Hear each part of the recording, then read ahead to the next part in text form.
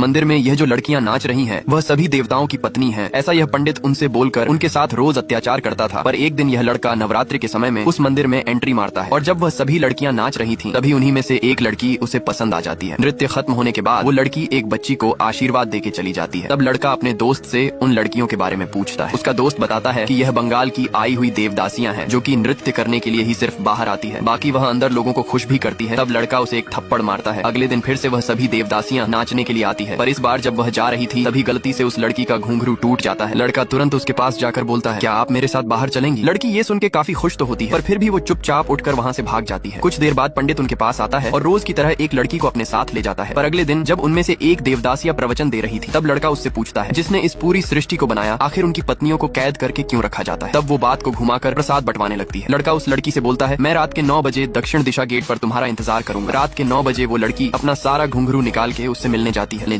लेकिन मंदिर के बाहर जाने पर उसे वो लड़का कहीं भी नहीं दिख रहा था, इसीलिए अब वो लड़की दुखी होकर वहाँ से जा ही रही थी। तभी लड़का उसे आवाज लगाता है। लड़की बोलती है, मैं नहीं आने वाली थी, मैं बस ये देखने आई थी कि तुम आए हो या नहीं। लड़का बोलता है, ठीक है, और उसे अपने साथ घुमाने ले जाता है। लड़की बाहर की इस दुनिया को देख के काफी ज्यादा खुश होती है, क्योंकि वह आज से पहले कभी भी मंदिर के अलावा और कहीं नहीं गई थी। लड़का उसे रात भर अच्छी अच्छी जगहों पर घुमा के भोर होते ही मंदिर के पास छोड़ देता है और इसी तरह काफी दिन तक चलता रहता है। तब एक दिन लड़का बोलता है, मैं तुमसे शादी करना चाहता हूँ, कल तुम अपना सारा सामान लेकर चलाना। पर अगले दिन वह लड़की नहीं आती है। तब लड़का अंदर जाकर देखता है तो उस लड़की को किसी ने काफी बुरी तरह से मारा था। वो और कोई नहीं, पंडित ही उसे मारा था, क्योंकि लड़की उसके साथ सोने से मना कर रही थी। लड़का ये सुन के गुस्से से भर जाता है और अगले दिन जब वो पंडित पूजा पर बैठा था तभी वह लड़का वहीं पर एंट्री मारता है और बारी बारी से उनको मार के सबके सामने ही उस पंडित की गुल्ली काट देता है और उनसे बोलता है, नारी किसी की दासी नहीं हो सकती और उनको दासी बनाने वाला भी देवता नहीं होता।